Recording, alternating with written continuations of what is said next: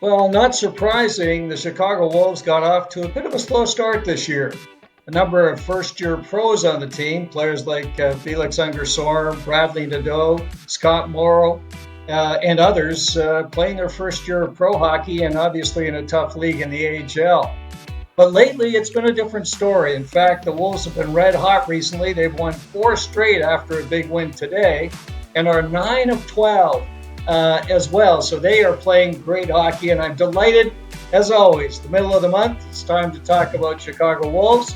And coming in to join us, our Chicago Wolves insider, Andrew Rinaldi. Andrew, how's it going, man?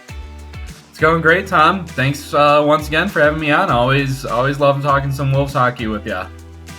Well, yeah, for sure. And the Wolves are great to talk about these days because they have been playing so well. And right up and down the lineup. And I know you've got some great thoughts on what's been driving this great skid for them, where they've won 9 of their 12 and playing just outstanding hockey at both ends of the rink. So what are you seeing with the Wolves these days? I mean, honestly, it's really not that much departed from what it looked like the first month or so into the season, where they controlled the play for stretches of games at times. It's just as a matter of kind of fitting into the system, dialing it in, and the little details. The things that seem so small and trivial to us are really the things that decide hockey games at the end of the day. And, those puck battles that might have been lost here, or an errant defensive pinch that led to an odd man rush and a goal the other way, or now the Wolves are cleaning that kind of stuff up. And the finishing is been much better this as of late, and you're starting to see more of the numbers and the results that are more indicative of the style of play kind of more to fruition, which is just it's just kind of the process coming together is really all it is these young guys settling in, line combinations that are starting to find a little more chemistry. I'm going to point my first example I'm going to point to is that Suzuki, Nadeau, Jääskä line, which took a little bit to kind of really get going, but is now the straw that's been stirring the drink for this team. And it's they've gone up against some of the top competition in division lately and have not just come out on top, but have emphatically come out on top. So it's been a real feel good vibe for the Wolves here lately, and it's been a lot of fun to cover. I can tell you that much. Well, I'm sure, and it seems like the noise is kind of dissipated from some early concerns that ownership had with the Wolves, of course, getting off to that slow start. So looks like that's kind of behind us. Interesting comments, and I think you're right on with what you're saying too, Andrew, because we think about it. We had Cam Abbott coming in, and he was learning the Canes, style and form of play. You had several youngsters coming in and playing professional hockey in North America for the first time. You can go up and down the lineup, gosh, a bunch of them. And again, very few had played together in the past. So you had folks trying to find a way on new lines with new defensive pairings and so on. And then goaltending challenges because you had, goaltenders coming up and going down and some injuries and some different things with the Hurricanes that affected the goaltending here as well. But again, it's exciting to see. And you've mentioned something which I really wanted to get into, which is that top line. And let's take a look at Ryan Suzuki for a minute. So Suzuki, here's what was written about him in McKeen's and the prospect profile last year. They said he's had a rough path since being drafted 28th overall in 2019. So he was drafted in that first round. On top of the impacts of the pandemic, he's had a long list of injuries, including a high stick to the eye that left him with a permanent blind spot. We remember he was out for an extended period with that, and that was a tough one. But here's what they say. If he can remain healthy, he's a very promising prospect. He's a line driver, consistently pushing the pace and leading his team to scoring opportunities. He has great hands with highlight reel abilities when one-on-one with defenders. So these are high words of praise for Suzuki, and guess what? We're seeing some of that, right? Absolutely. And I've seen so much of it from the going all the way back to that that COVID year where the OHL had suspended play, so he was allowed to play in the AHL along with guys like Phil Tomasino and Seth Jarvis for a minute, which is just, it was a really weird year in the American Hockey League, in the world in general. But Sure. you saw flashes of that, and watching that young teenage Suzuki then grow up into a guy who was a big part of that Wolves Calder Cup team, but unfortunately, because of those aforementioned health issues, wasn't really a member of the product on the ice, at least during the playoffs and all that. Then rolling into the 23 year, you really kind of started to see him blossom from that a little bit, and again, it's just if it's been one thing or the other, the loss of the affiliation last year, I thought was really kind of another derailment in this kid's path to the NHL. Like, oh geez, here we go again. And then he gets into that area where the Canes got him to a 1 year kind of prove it contract.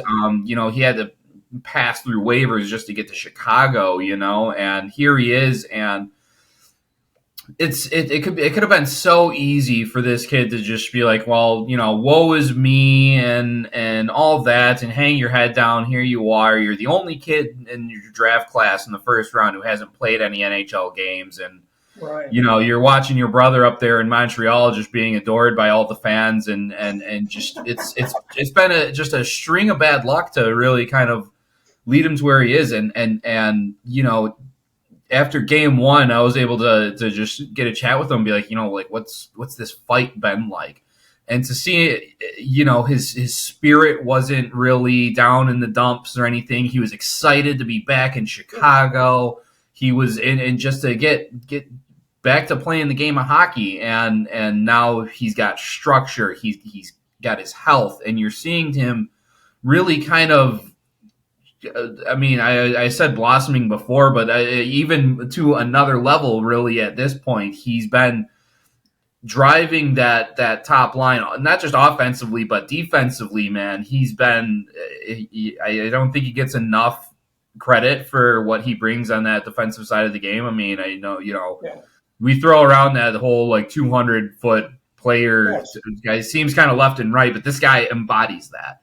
And it's kind of, again, I was just talking, watching him grow up from that young teenager with a lot of promise, and now I wouldn't necessarily call him a veteran even by this league standards, but now he's taking on more of that leadership role where it's like, all right, boys, kind of follow my lead, and he'll take this team as far as they can go. It's really been a treat to watch Ryan Suzuki kind of grow up here, and I think when Jack Drury went down, that there was probably a lot more consideration in bringing him up than maybe was spoken at surface level. Although I think, given the circumstances, calling Tyson Jost up was probably the right call in the short and long term. But I think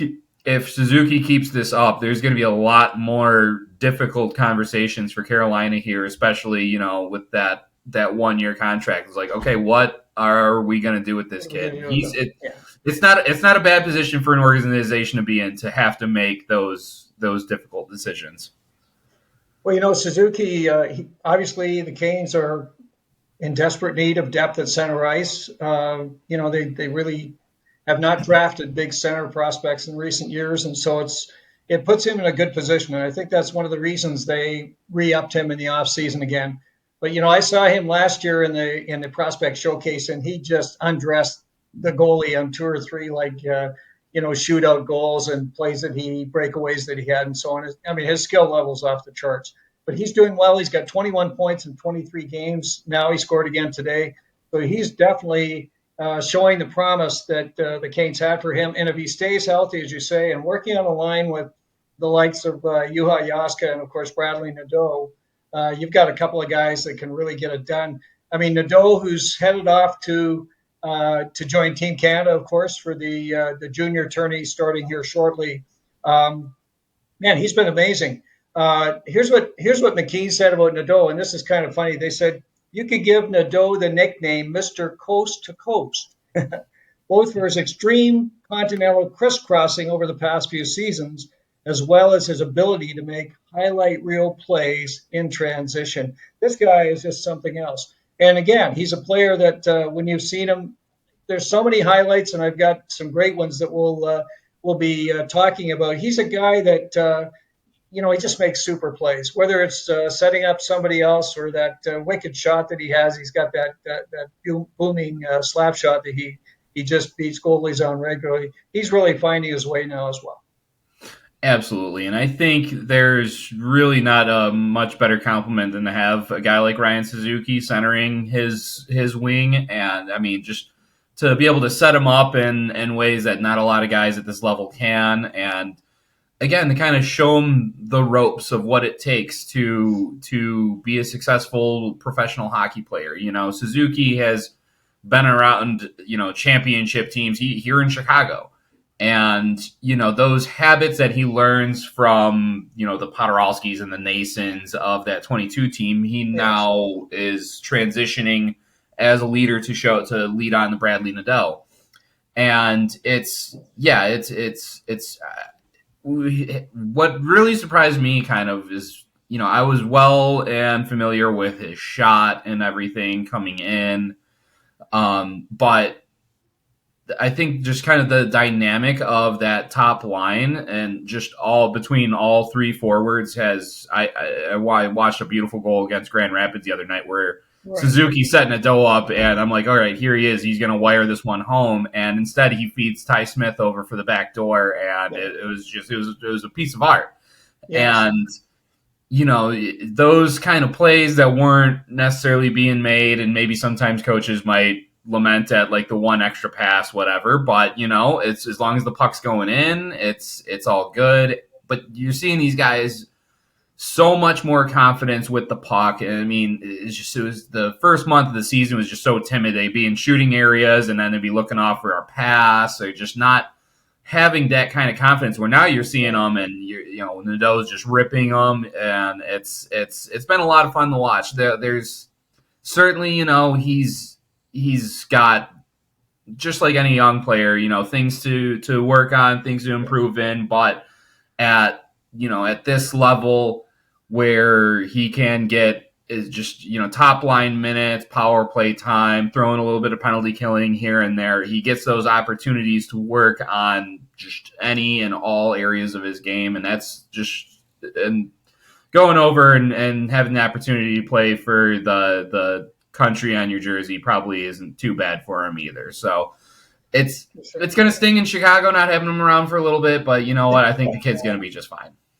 No, exactly. And again, with Nadeau, he's a guy that is fortunate enough to be able to be playing in Chicago this year. He's getting, because of the strength of the Canes, they can leave him in Chicago just like they're able to leave Ryan Suzuki, and give them the kind of mentorship and coaching that's going to benefit them tremendously. And I think that's a key part of what the Canes have been doing in recent years, and even adding veterans to the mix. And you talked about Juha Jaska. Now, Jaska is an interesting one. When he was signed in the offseason, nobody really knew who Juha Jaska was. I mean, they were going, Jaska, who's that? In any case, Don Waddell did, and he said, Juha is a veteran forward who brings energy and intensity to every shift. He's performed consistently in Finland, and we're excited to see what he can do in North America. And Rod Brindamore, after he had him in camp, said some similar things. And he said he's a hard worker. He's a typical Finnish guy, and that we've had over the years. He just plays hard. So again, good strong words about Jaska. It took him a little while to kind of get his sea legs. I think at the start of the year he sat out a game or two just trying to find his way. But boy, he's been on a tear. He scored again today. And so what are you seeing in Jaska? I seeing a microcosm of the entire Chicago Wolves season in Jaska. Those first 8 games without a point, you're kind of like, some guys they're more comfortable in their home countries, and that's perfectly fine. I've seen that quite often in Grand Rapids with some guys like Pontus Andreasen, but once he kind of, again, got settled in along with the rest of the lineup, you saw the hockey IQ, and you saw the talent to be able to, get himself open up for shots, and they just weren't going in. You're gripping the stick a little tight. I mean, we've all been there. You got the yips, and they're just not going in. Once he got that first one against Milwaukee back in November, you literally could see the weight just lifted off of his shoulders and the relief of finally getting it, and the floodgates just absolutely opened for this guy and for the rest of the team, really. And I've really loved to see what he's been able to bring with Suzuki and Nadeau. Just the chemistry that they've maintained has been almost instant. The first couple of weeks of the season, every line, they're kind of in a blender and everything. But once those guys came together, something just clicked. And, that happens sometimes with a lot of these guys. They just know how to read off each other so well. And it's, the results kind of speak for themselves there. And Jaska has been just an absolute pleasant surprise. I think you're right. I honestly, I had no film on him. I really wasn't quite sure. You could read Elite Prospects page or whatever, but you're not really sure what you're getting from this guy. And, right. Rod was right. When he's out there, there's not a lot of guys that are going to outwork him when he's out there on the ice. Offensive zone, neutral zone, defensive zone, doesn't matter. He's a hound on the puck, and he knows where to be. And I can't tell you how many times Suzuki's been able to find him in that soft spot in the high slot, and he's been able to just pick his corners over the last couple of games. And now he's got the confidence, now he's got the rhythm, and, 0 points in his first 8 games, and he's got 13 points in his last 13. So, like I said, if that's not a microcosm of the season for the Wolves, I don't know what is. Well, interestingly enough, he's a solid guy. He's 6 foot, almost 200 pounds. So he plays a solid game. He's a good skater, of course. And he played in Liga last year in Finland, and he had in the playoffs, he had 5 goals and 2 assists for 7 points in 7 games. So again, he's a guy that he's coming over a little bit later at 26. But do you think he might ever see the Hurricanes lineup? If he keeps playing like this, absolutely. And that's just the thing about this, the game at this level is, you can always wonder, like, what if, and sometimes it might feel like, the crabs in the bucket, you're just always trying to kind of like grab another guy so you can pull your way up.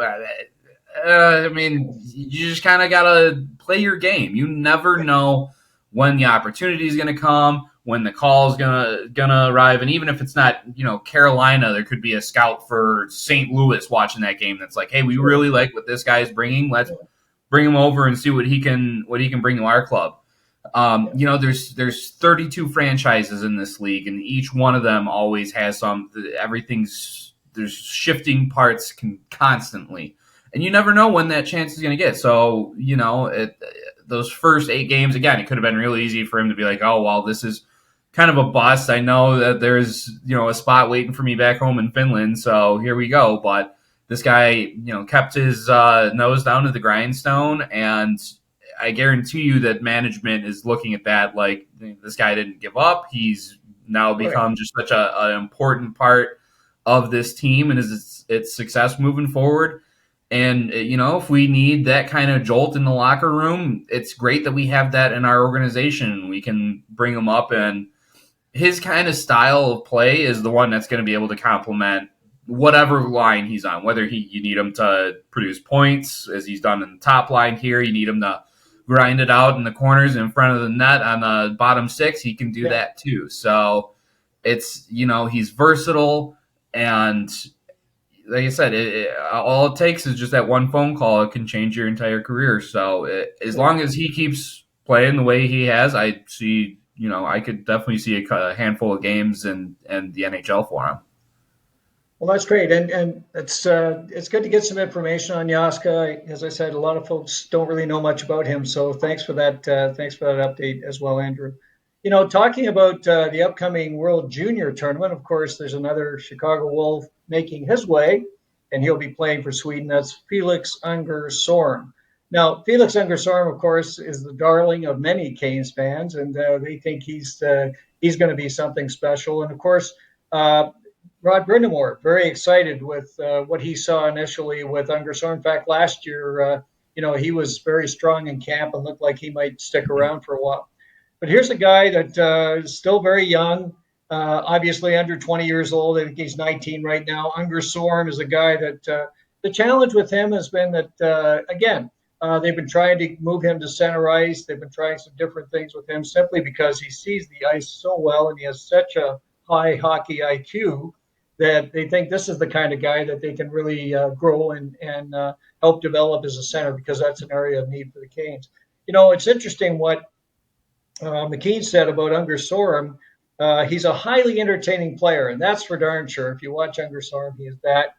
And you got to watch him because he's so slippery and elusive on the ice. And he's a guy that he's making very special plays. Lately I've been watching the highlights, and he's really been doing some incredible work out there. And he's showing a lot of confidence. I think this is the biggest difference I've seen in Unger Sorum.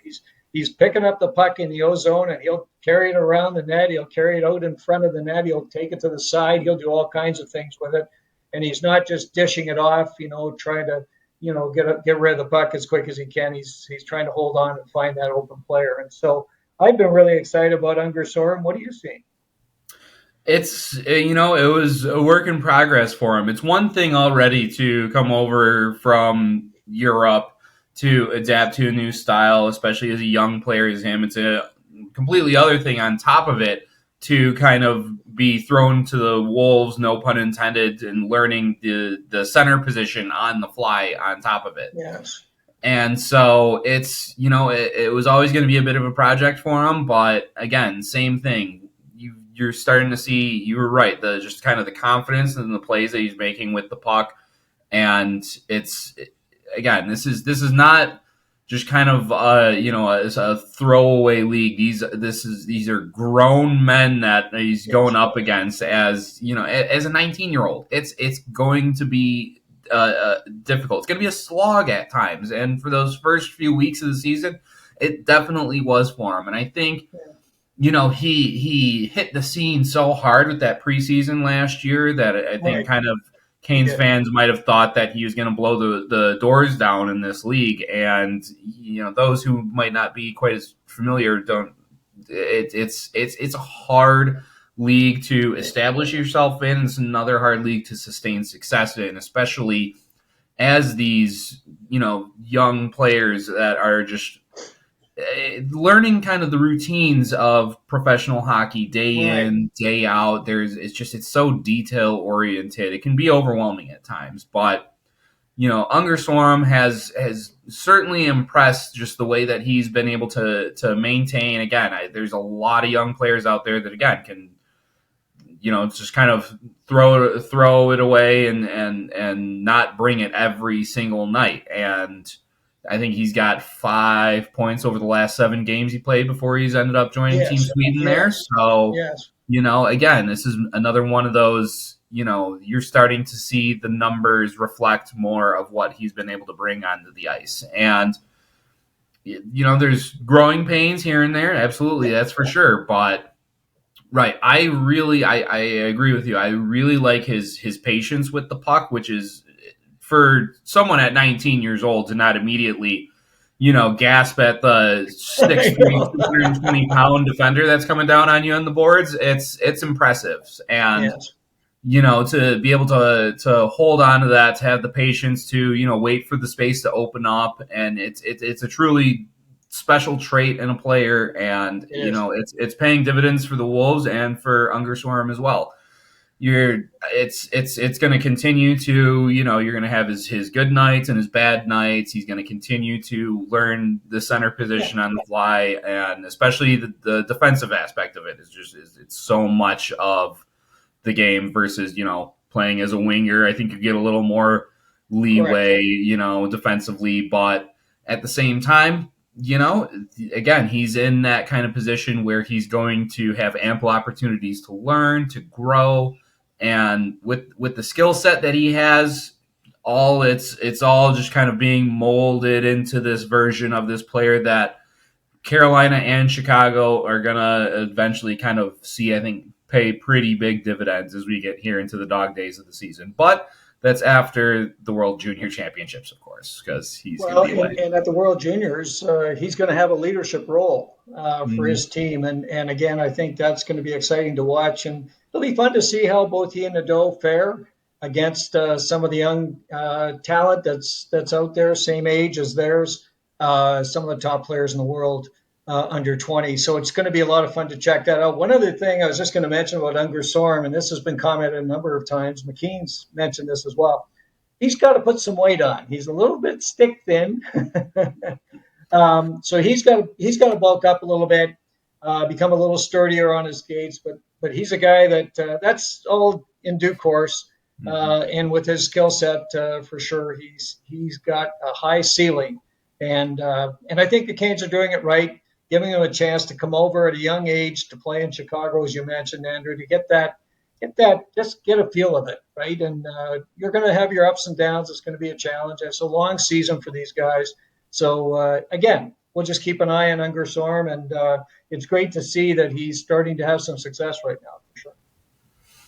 Absolutely. Yeah, I can definitely agree with, I've seen a lot of guys come over and break into this league, and it's physical. It's really physical. And there's a lot of guys that are especially out there trying to show each one of their parent clubs, hey, here's what I can bring. And then, you see some of these young kids that are used to weaving in and out of junior players suddenly getting basically planted into the glass. So he's 19 years old, so we're gonna kind of put it in the frame that he's got room to grow, and these are, putting on weight and all that is all things that you can work on and at this level, but there's those certain just kind of intangibles and certain things that you just can't teach.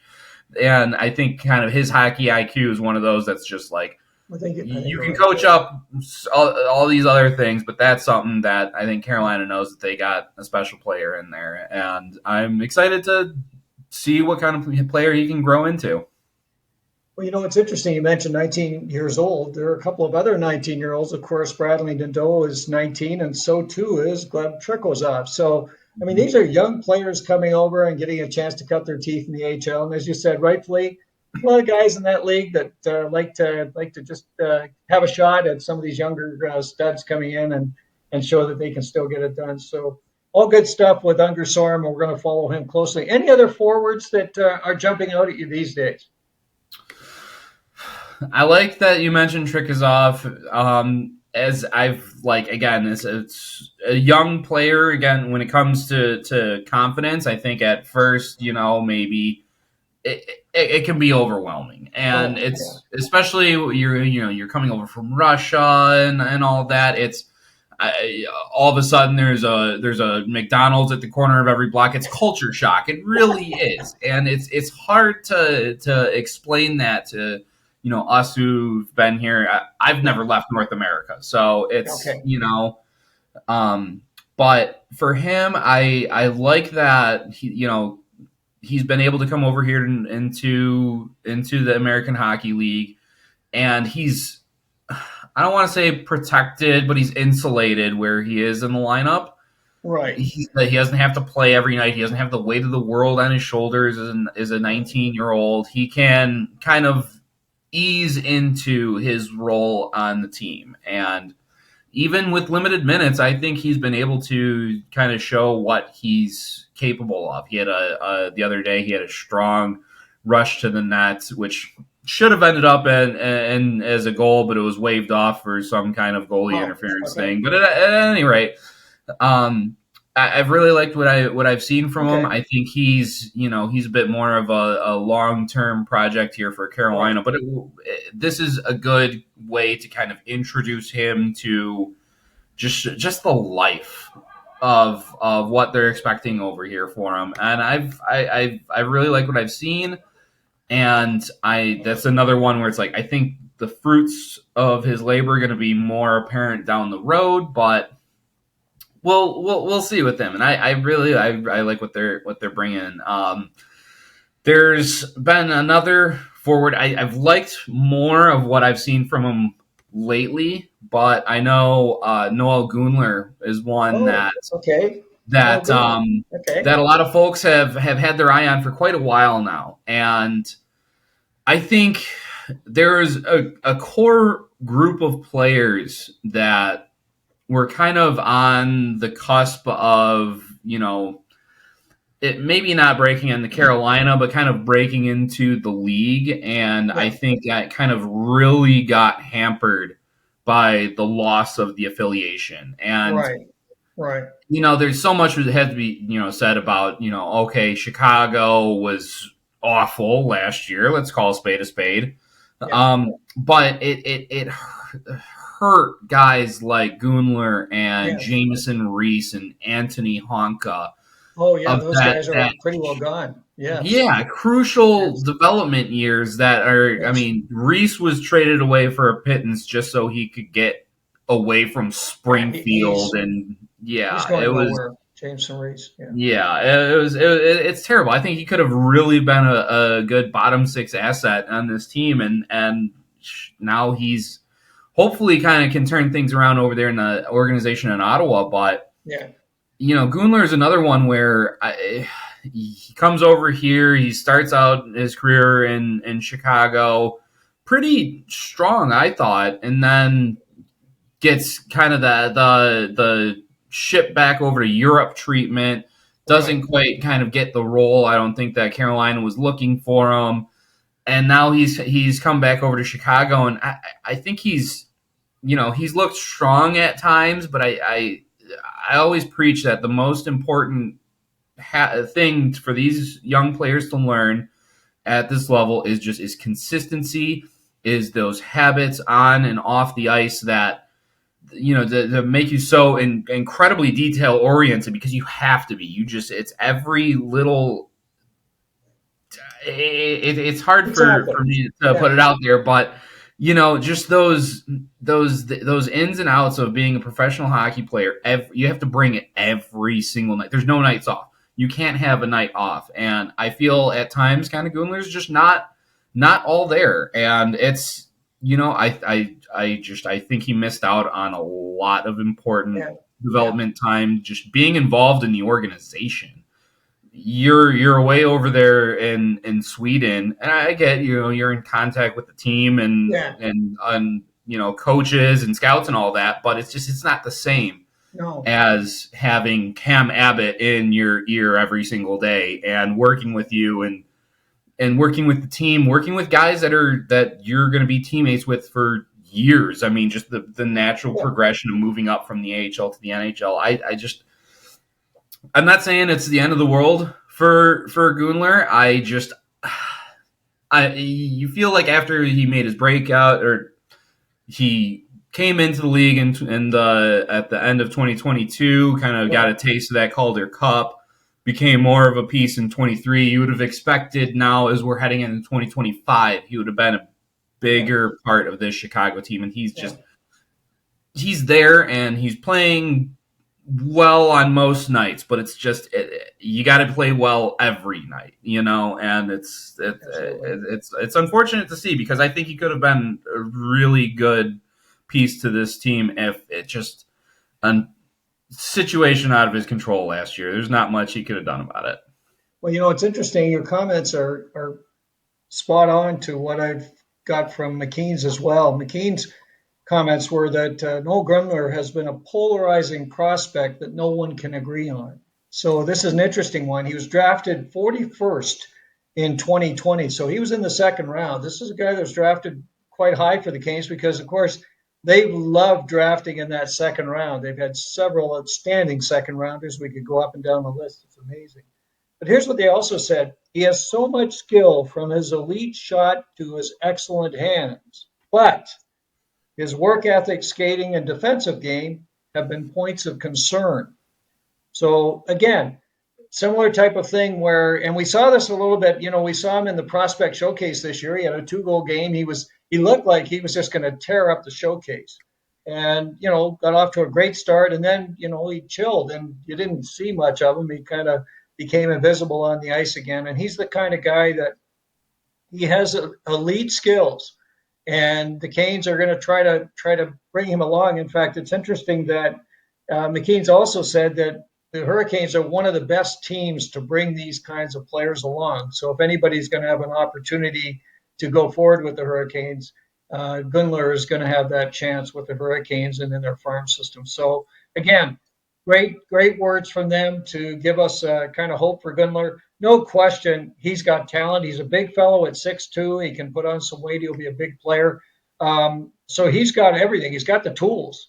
And it's just a question, can he get that work ethic? Can he get that 200-foot game down? And that's the tough part of it. And that's what, of course, Cam Abbott and the crew will be working hard with these young players on, is to see if they can turn them into the complete package so they can move to the next level. But he definitely has the tools, and we'll keep an eye on Gunler. I know he's, as we say, a polarizing guy. Some days you're all over him, and the next day, what happened to Noel Gunler?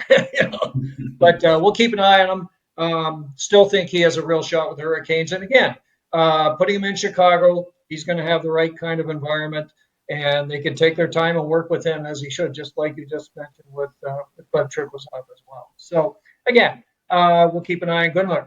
One other guy, and I was going to bring him up, I thought I just mentioned him, was Justin Robidas. I've been noticing him showing up on the score sheet quite a bit. In fact, I think he had a 4-point game, and he's a guy that, as a small player, he seems to be putting it together. Yeah, he's been kind of the first quarter X factor of this team, I believe. And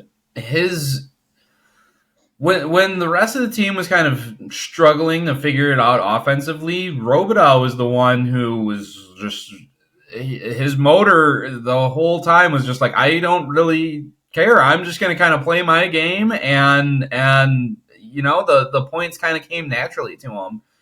It's been a lot of fun to see him in every situation. He's been really dynamite on the penalty kill as well. I've liked what I've seen. Just the tenacity. I can tell he's the kind of guy like a guy like Rod Brindamore just love his intangibles, kind of game in, game out. It's hard for young players to kind of get that sort of consistency of bringing your A game every night, but I don't think Robidas had any real trouble with that early on here. He's really been a pleasant, I would say, a pleasant surprise for Chicago. And you know what you're going to get from some of the bigger scorers in your lineup, but getting those extra points from Robidas and just again you being able to rely on him, I think, has been able to change the dynamic of this whole lineup, really, because you can shift him around in different lines, different partners, and it's not like, okay, he needs to play with Gunler, or he needs to play with Jost, or you can kind of throw him around wherever, and you know what you're going to get out of him. Yeah. And so it's been a lot of fun to see him kind of break out here in his debut pro season. Well, it's kind of interesting. Darren York kind of referenced him alongside Jackson Blake, and the reason is both of them, of course, their dads were longtime pros in the NHL, and York's position was these youngsters can really learn what it is to be a pro and what it takes to be successful in the National Hockey League. And I think Robidas, who started off, of course, last year, he paid his dues in the ECHL, had a good solid season. He had 12 goals, 15 assists, 27 points in 32 games. He's a guy that I think is really coming on strong, and he plays in all situations. It's kind of cool. He kills penalties. He's on the power play, and, of course, he's been very strong in the face-off dot. So not a big player, but he is definitely a guy that makes things happen when he's on the ice. So we'll keep an eye on Robidas, and hopefully he's going to continue to show some cool things as the year goes on. Let's shift gears and go to the blue. Who's jumping out on the blue line these days? Well, I think it doesn't need to be said that Scott Morrow has really impressed me. I mean, in most NHL clubs, I think you'd be seeing some NHL time, but Carolina's had the luxury of owning one of the better blue line groups in the whole NHL, so they're allowed to bring Morrow down here to Chicago and to let him cook in any and Right. every situation, and he's been just dynamite with the puck. He's been smart without it.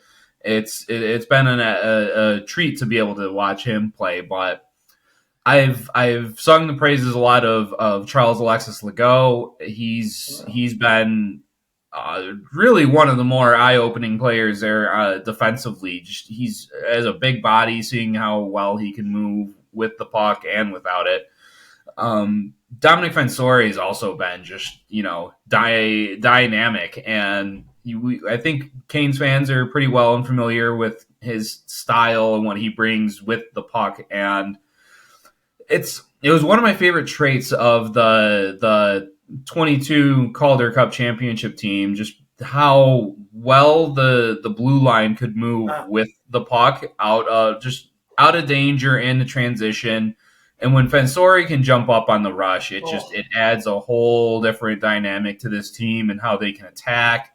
He's really been kind of a big catalyst for this team being able to kind of get out of that early scoring slump and to start kind of piling the points up and the goals as well. So I really like what I've seen from the blue line. I thought it was going to be a strength of this team from day one. I thought this was going to be one of the better blue lines in the league, and it's kind of really starting to prove dividends the more this team kind of starts to really gain some momentum here in the month of December and just the way they've been able to pile the wins up. So, Fensore, Legault, Morrow has been huge, and the veterans have played their role as well. I mean, Ty Smith has been about a point a game player, and this is one of those things that we kind of expect from him. And those guys are crucial to bringing everyone else along and into their pro game and really kind of breaking out in the pro style. So I kind of expected it to be a strength of this team, and it very much has been early on here. Well, I've talked a bit about Fensore and Charles Alexis Legault before. Those guys, to me, are an outstanding pair. They've been together a good part of the season as a combination. Legault, coming out of Quinnipiac, was, again, under the radar, later round pick. This guy, he does it all. He's tough back there. He blocks shots. He's smart with the puck. He's learning and has been growing his offensive game the last couple of years. In fact, that was the only question with Legault was could he have a little bit of offense? And he's been doing that. And again, I think he's a guy that's going to come a long way. But Dom Fensore to me he's incredible. And here's what McKean said about him, and I thought it was right on. They said it's rare to see defensemen of Fensore's small size succeed in pro hockey, but he has a better chance than most, because he always plays quicker than almost everybody else. If you watch him on the ice, he's very smart with his stick. He's smart with his positioning. He's outstanding getting the puck out of his zone. I mean, he's really starting to rack up the points as well. And he's just a guy that, I watched him in the showcase last year, and I was all over Domenick Fensore because I thought he was one of the best players for the Canes prospect team. He was all over it on the ice. He was driving the power play. He was in, killing penalties. He was doing it all. And he's been killing penalties as well, which is interesting. With his partner, Charles Alexis Legault, those guys have been jumping over the boards quickly on the PK. And for a smaller guy, that's really something, the confidence that Cam Abbott is showing in him. So he's a guy that I think he's got elite skills. There's no question. He can skate like the wind. He's smart with the puck. He sees the ice extremely well. And he's continuing to grow his defensive game. I think he's got a shot in the future in the NHL with someone. Absolutely. When you're, you can play as dynamic like that, and when you can skate like him, I mean, it's I was talking about coachable skills before. Skating is just something like you have it or you don't, Right. And it's probably that one skill that you could have every other tool at this level, but if you can't skate like the wind, like you can in the NHL, then you just your opportunities are limited. And Fensore can move, and he can move with the puck, and he can be smart and move without the puck. Yeah, yes, he's a smaller defender, and that's going to create some obstacles for him. He's just going to have to learn to play within his limitations, and he's shown so far that he can do it. Can he continue to do so? Keep up that consistency and create opportunities for himself? He's a young player. It remains to be seen. But I'd like to see what he can do with more opportunities, with more chances to really kind of drive an entire blue line on his own. So he's been awesome early on, and like I said, I think he's been a big catalyst for this team kind of starting to break out offensively here. And there's a lot of runway out for him in front of his career, and I'd love to see him be able to make that jump ahead. He's got the tools for it. Well, he has a great pedigree. He was the captain at Boston U his last year there. He was a Hobey Baker nominee the last 2 seasons with Boston. Hockey East first All-Star. I mean, I can go up and down the list of the accolades for Fensore. So he's not coming in as a guy that's just kind of trying to find his way. He was extremely highly rated. So again, trying to find a way to transition that talent and that skill that was so dominant in the college ranks, and then get into the pros. And I think, they brought him along slowly. He was in Norfolk last year for a while. Then he ended up moving up to, of course, to Chicago as the Wolves continued to struggle and the Canes helped out a little bit. He and I think Ronan Seeley were both sent up to help the blue line. In any case, the other thing I was going to mention, I think you've got a great comment on this as well. The young defensemen that the Canes have really been courting, they all have something in common, and that is that they can skate. They can really move. Himasalmi, obviously Fensore, Morrow, you can go up and down the list. All these guys can really fly. And I think that's something the Canes are, they definitely like that style of defenseman. They like folks that can jump into the play, that can be a part of it, can make things happen. And again, of course, that's what we're seeing with the Hurricanes. And one of the reasons they went out and got Shane Gostisbehere, who's having an outstanding season. So again, great to see Fensore and Morrow and the other guys, Charles, Alexis, Bill, really coming on strong. Anybody else or anything else you'd like to talk about? I think we've covered a lot of the players that are jumping out these days. Yeah, I guess goaltending would really be the only area we haven't covered, and I think early on you saw they with Spencer Martin being called up, and they kind of handed the reins over to the 2 young netmeyers in Khazheyev and Peretz. Correct.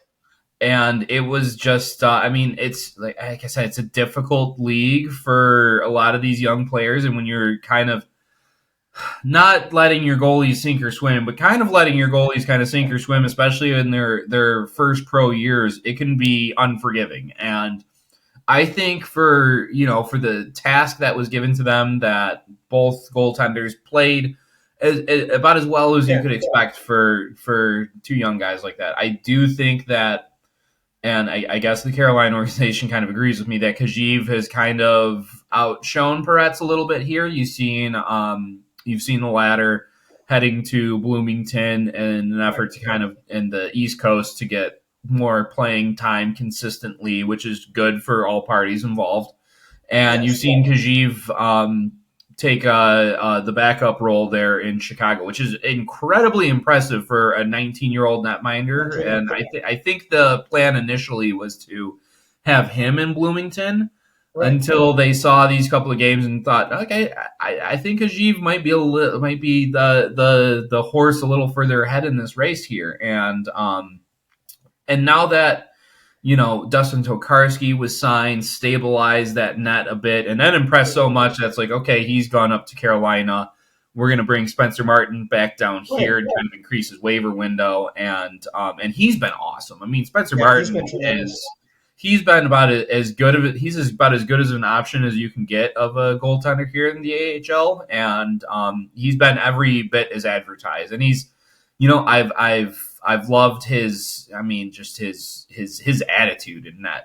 He's got a bit of that, not quite a bit of that Kochekov fire in him, but he's not going to let anyone just kind of scrape away at his crease while he's going in there fishing for the puck. So and Chicago fans love themselves a feisty goalie, and they embrace Kochetkov day Well, one. he owned her And for a while, so he's been a legend ever since. So, yeah, Martin's been awesome. I think Khazheyev is maybe a little bit ahead of schedule, or but like I said, there's always shifting parts, and maybe you thought you were going to have him in the coast, but he's yes. outplayed your other option. So here he is in Chicago, and I've mentioned his name before, but Stan Dubicki is about as good of a Oh goaltending yeah, coach. I was going to mention Stan. He's huge.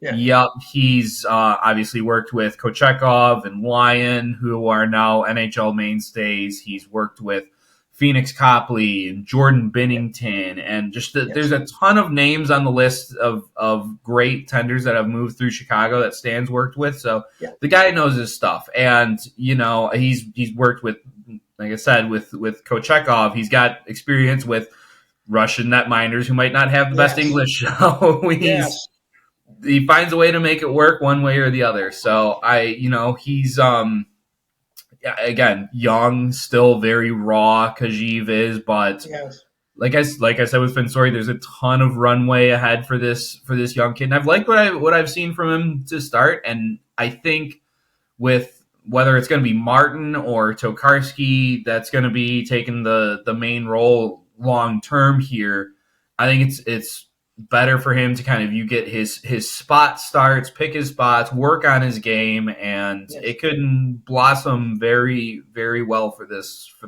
promising netminder going forward. Well, we've seen this move of Russian goalies in recent years. They are really the pick these days. It was for a long time it was Finnish goaltenders, as you know, and now it's goalies out of Russia. And the Canes have loaded up on a bunch of them. They've got some still back in Russia, of course, but I know with Khazheyev, they were very, very excited to get this guy. He's a big player. He's quick in the net. I watched some of his games in the prospect showcase. This guy's really impressive.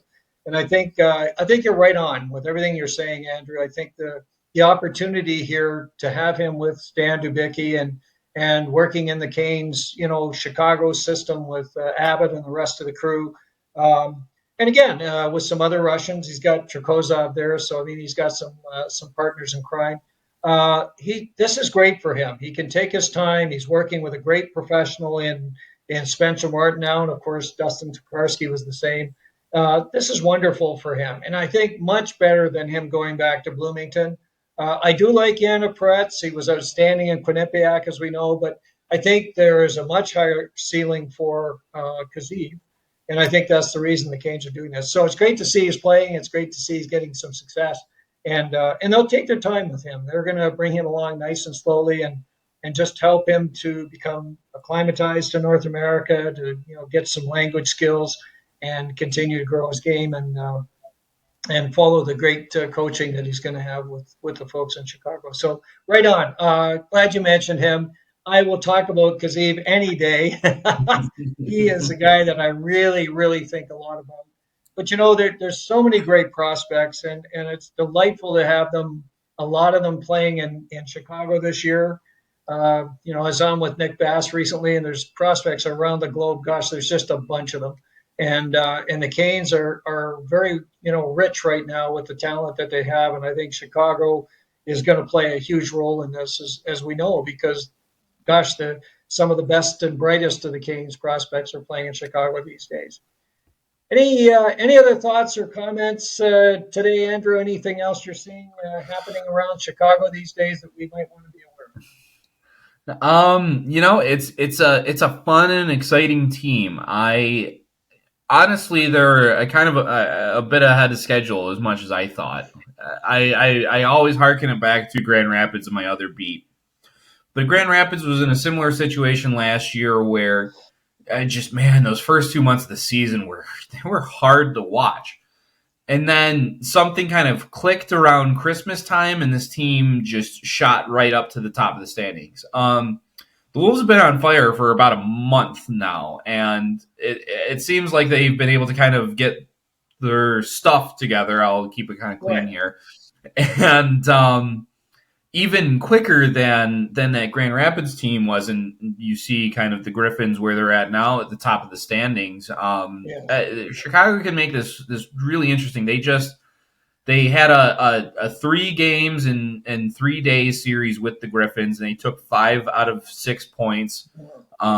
They just went on the road against a very tough Texas Stars team, and everyone knows how well the Dallas organizations drafts and develops, and they just want them twice on the road in Texas, and then just hosted Milwaukee, the second best team in the division, and then slapped them around for a school day game this morning. So this they're making a statement here before the holiday break for Christmas, and I mean, the sky's the limit for this team. They keep playing in this manner, and especially against some of the top competition that they're going to be facing in division, the sky's going to end up being a limit for them. Still young, still raw, but you gotta like what you're seeing out of them so far. So it's a long season. There's a lot of hockey ahead of them, but if the last couple of weeks are any indication, it's gonna be a fun ride, and I'm glad I'm a part of it. Well, and it's we didn't mention 2 of the guys that I think are a part of the mix as well, and certainly bring a lot of character are Josiah Slavin and of course Skylar Brindamore. Great roots for both of those guys, and I understand they're also contributing with the Wolves and continuing to again bring character, bring experience, bring some quality to the lineup, and I think that's very very strong as well.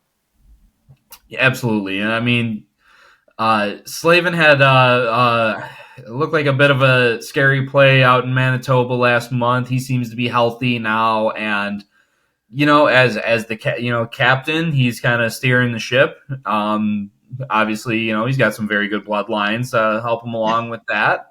And so does Skylar Brindamore. He had, he had another goal today. 2 goals actually. Yeah. He had an empty netter, and I mean, he's just a carbon copy of his dad. I mean, from looks to personality to his play style. You know what you're going to be getting out of him. And just adding kind of those layers of grit and tenacity, just another dimension to this team. They're not going to be pushed around quite so much by maybe some of the bigger squads in the division. So everything's kind of all firing on all cylinders, and you got to kind of take those days when they come, because things can change on a dime very quickly in this league. Couple of call-ups can yes. Derail a season really quick. So it's been a lot of fun, and we're just kind of getting started here. I mean, not just all these young players, the entire coaching staff that's still getting their feet wet as well. And like I said, they're making noise against some of the best teams and some veteran coaching staffs that they're putting the division on notice. I've been saying it. I'm in with a couple other beat writers from Grand Rapids. I'm like, I think the Griffins need to start looking in their rearview mirror for the Chicago team, because I think they're starting to jump over Milwaukee as the second best team in the division. Now, again, I said a lot of hockey to play, but after kind of a bit of a gloomy first month of the season, gloomy year last year, it's starting to look a lot more sunny in Chicago. Well, that's fantastic. And Andrew, as always, it's great to get the update on the Wolves from your perspective. Of course, folks can find you on X, and also, of course, at the Calder Times, where you're covering the Chicago Wolves as well. Andrew, I also want to say this to all the folks who've been listening or watching. I want to wish you a Merry Christmas and all the best in the holiday season. For sure, as we continue on here and look forward to the coming months for the Hurricanes and obviously for the Chicago Wolves as we follow them extremely closely. For all of you who have been listening or watching, of course, if you like this episode, please press the like button. If you have comments, please feel free to leave those down below. We'd love to hear from you, and we'll respond just as quickly as possible. If you want to subscribe, and we'd be delighted if you would, please press the subscribe button, and you'll be alerted of future episodes of Storm Tracker, and of course for the Chicago Wolves report for sure. And again, thanks so much to everybody who's been listening or watching, and we're going to catch up real soon right here on Storm Tracker.